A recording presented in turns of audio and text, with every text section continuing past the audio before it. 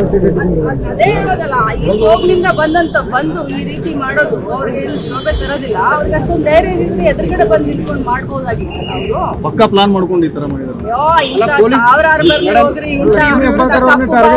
ಇಂತ ಕಪ್ಪು ಬಾವುಟ ಇಂತ ಇದು ಸಿಎಂ ಅವ್ರು ಎಷ್ಟು ನೋಡಿದಾರೆ, ನಾವ್ ಎಷ್ಟು ನೋಡಿದೀವಿ. ಅವ್ರಿಗೆ ಗೊತ್ತಿದೆ ಯಾವ ಸೋಗುನು ಇಲ್ಲ ಏನಿಲ್ಲ, ಯಾರ ಬೆಲೆ ಏರಿಕೆ ಯಾರಿಂದ ತತ್ತರಿಸಿದ್ದಾರೆ ಜನರಿಗೆಲ್ಲ ನಾಟ್ಯ ಗೊತ್ತಿದೆ. ಆದ್ರೆ ಇಂತ ಒಂದು ಸಭೆ ಸಮಾರಂಭದಲ್ಲಿ ಬಂದು ಈ ರೀತಿ ಮಾಡೋದ್ರಿಂದ ಏನು ಉಪಯೋಗ ಆಗೋದಿಲ್ಲ. ಅದು ಅವರ ಹತಾಶೆ ಮನೋಭಾವವನ್ನು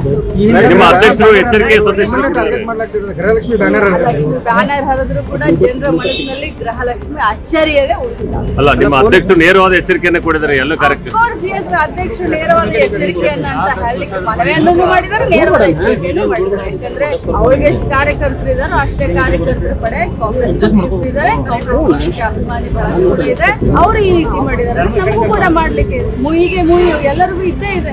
ಶಾಂತಿಯುತವಾಗಿ ನಡೀತಾ ಇರುವಂತ ಕಾರ್ಯಕ್ರಮಕ್ಕೆ ಈ ರೀತಿ ಬಂದು ಅವ್ರು ಮಾಡಿದ್ದಾರೆ ಅಂದ್ರೆ ಯಾಕೆ ನಾಳೆ ನಮ್ಮ ಕಾರ್ಯಕರ್ತರು ಅವ್ರ ಕಾರ್ಯಕ್ರಮಕ್ಕೆ ನುಗ್ಲಿಕ್ಕೆ ಆಗೋದಿಲ್ವಾ? ನಮಗೂ ಶಕ್ತಿ ಇದೆ, ನಮಗೂ ಮಾಡುವಂತ ದಾರಿಗಳು ನೂರಾರು.